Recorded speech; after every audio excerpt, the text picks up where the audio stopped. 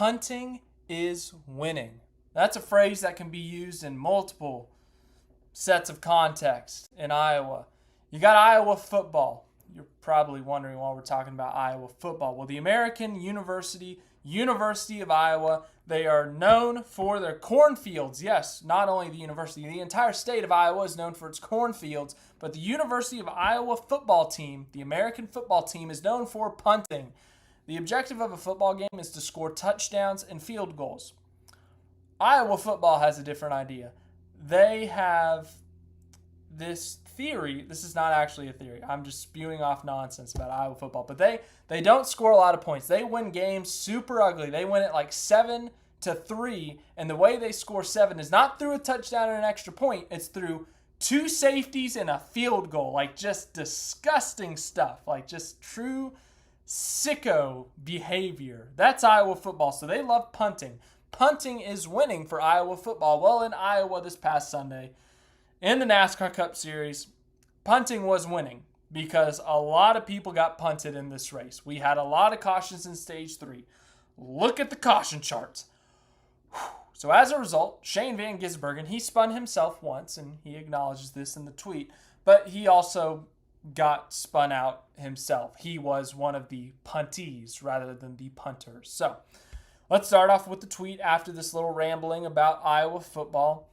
Damn it, we had decent speed today, but I made a mistake and spun. We recovered pretty decent, but then got turned around. Bad word happens. It's not a great result, but there was a lot of positives too. No emoji.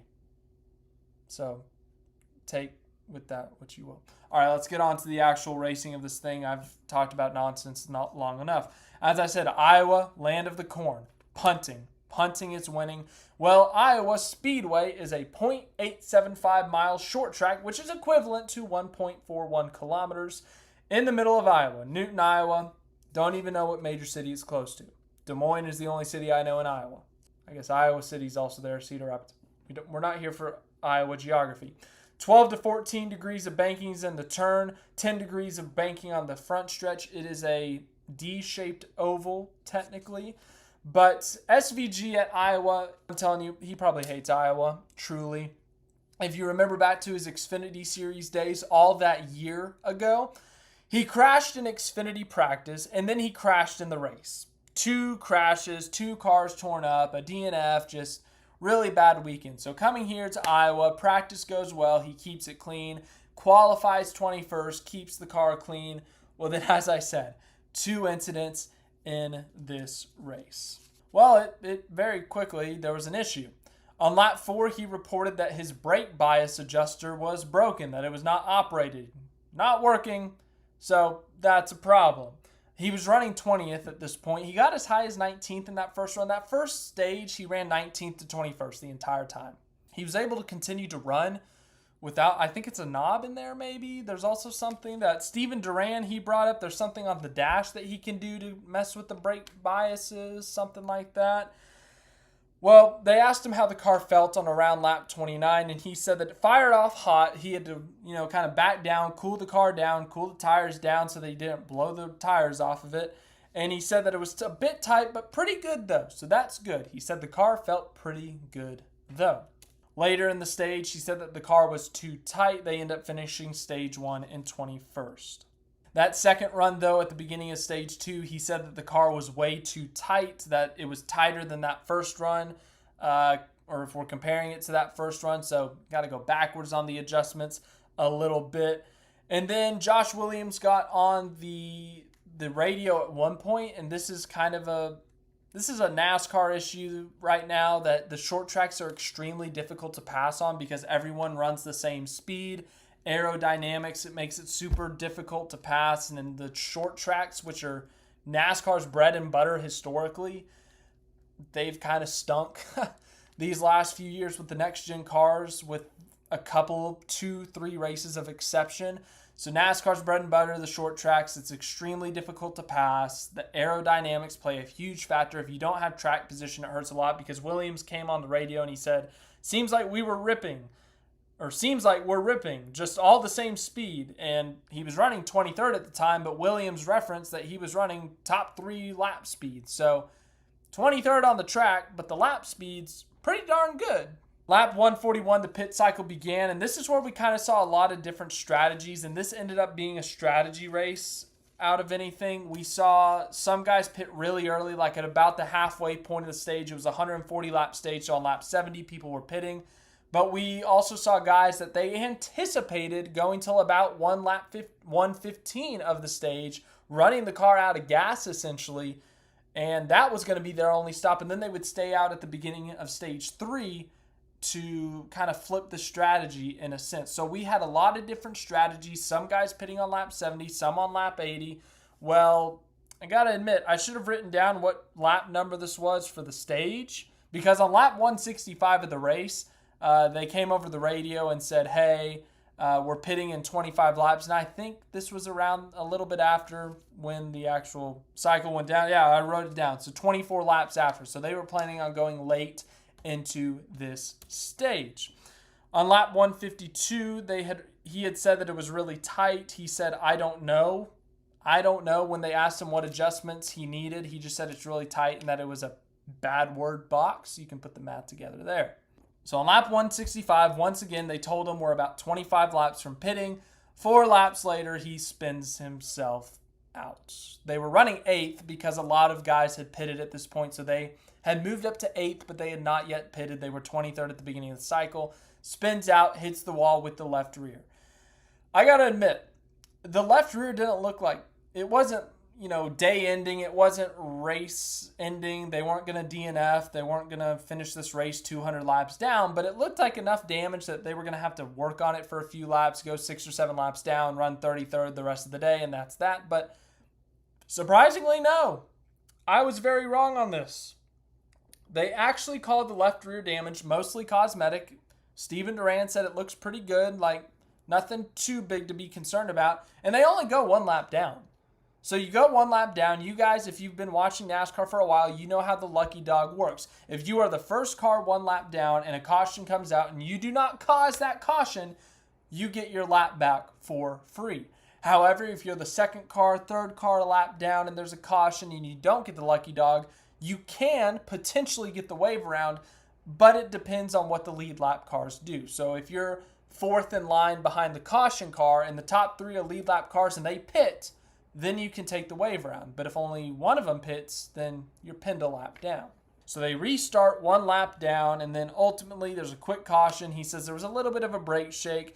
Then they restart again. They're running 34th at this point. And then coming down to the end of the stage, he's one of the few cars 1 lap down, and it comes down to a late stage restart, a 2-lap shootout for the stage. He tried to bump and run Todd Gilliland to get that lucky dog to get back on the lead lap, and he executed the move to perfection. He got to the line first. The problem is that in NASCAR, when the 10th place car crosses the start-finish line for a stage, the caution comes out. So SVG running 33rd, 34th, whatever it was, he made a great move. It was a textbook bump and run. Ultimately, it didn't matter because the caution had come out by the time he had passed Gilliland. But if that was for the race win and it was first one to the line, he would have done perfect. So he's learning NASCAR, but ultimately this move, it did not work at the time. They finished stage 2 and 31st, and then, oh my goodness. When I said punting is winning at the beginning of this thing, this is where all the punting came in. This is when people started wiping each other out, spinning each other out. Once again, look at the caution chart. How many cautions is that? 8, 9 cautions in the span of like 10 minutes, it felt like.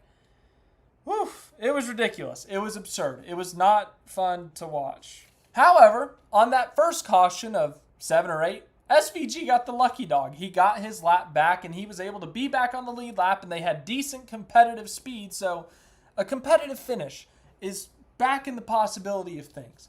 So they restart 31st, caution. Restart 29th, caution. Restart 25th, caution. Restart 18th, caution. Another caution. There were so many cautions, guys. It was ridiculous. It was absurd. I did not have fun watching all these cautions. But with 98 laps to go, and Aussies and Kiwis, I gotta admit, I'm not too familiar with your terminology, so you gotta tell me on a scale of hell to the F word. How bad is this word that I'm about to say? I know it's not a nice word, but I'm trying to figure out, like, can I say it? SVG gets on the radio. So what happens is he's racing Joey Logano for a position, and Carson Hocevar, let me pull up the list of people that are mad at Carson Hocevar for something that happened on track. A lot of people. It's a lot of people that are mad at Hocevar. We got Ryan Blaney, who was mad at him in Atlanta earlier this year. Chastain was mad at him earlier this year. Stenhouse has been mad at him twice this year. The 38 crew chief confronted Carson Hocevar after this race. Carson Hocevar has made a lot of people upset on the track this year. Well, add Shane Van Gisbergen to the list because Carson Hocevar made it 3 wide, made a little bit of contact with the 88. The 88 then made contact with the 22, and the 22 kind of got chipped up the racetrack. SVG got on the radio and said, hey, can you go please apologize to the 22 because, and he referenced that wanker in the 77 car forced me into him. So, hey, go apologize to the 22. I had that wanker in the 77 just shove it 3 wide.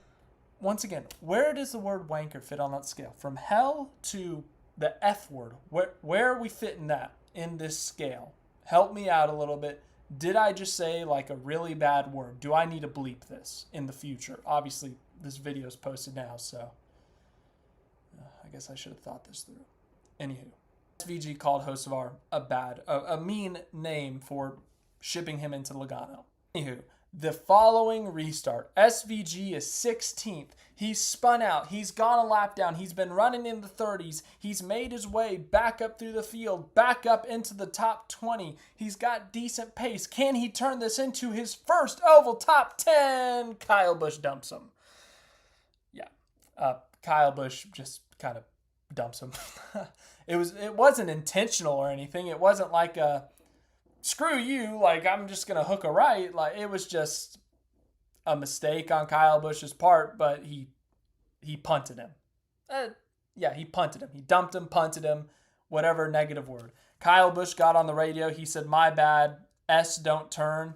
Kyle Busch was having an ill-handling race car. They're back there in the teens where the cars handle awful, but ultimately he kind of ruined SVG's day, so that sucks for Shane Van Gisbergen. But once again, like there's nothing SVG could have done there. He gave him plenty of space. He was running on the outside, and Kyle Busch just messed up.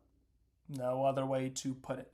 Ultimately, they go back a lap down. This one had a little bit more damage to it, and they never recovered. They end up finishing 31st in this race.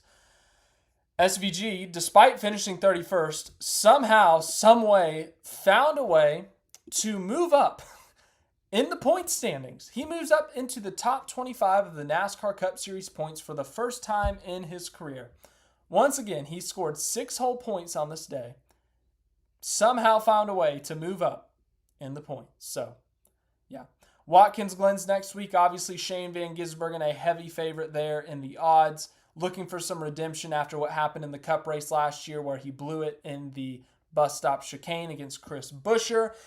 So Shane Van Gisbergen has an opportunity at his 4th win of the season next week at Watkins Glen, a road course, and then it's back to the ovals for a bit and only one more road course after that. But then we got his playoffs to talk about. By the way, time for some self-promotion, ladies and gentlemen. Every single season, I do a championship case for all 16 playoff drivers. Well, Shane Van Gisbergen is currently 4th on the playoff grid. I start this process early to kind of get ahead of the curve, to get ahead of everything else so I don't have to do 16 in 1 week after Daytona. So anticipate this video. Don't anticipate it. It will be out on Friday. On Friday, I will give you the why Shane Van Gisbergen will win the 2025 NASCAR Cup Series Championship. It is not a prediction. I do this for all 16. So, anyhow, thanks for watching this video. I hope you guys enjoyed. I got a live stream I got to get back to.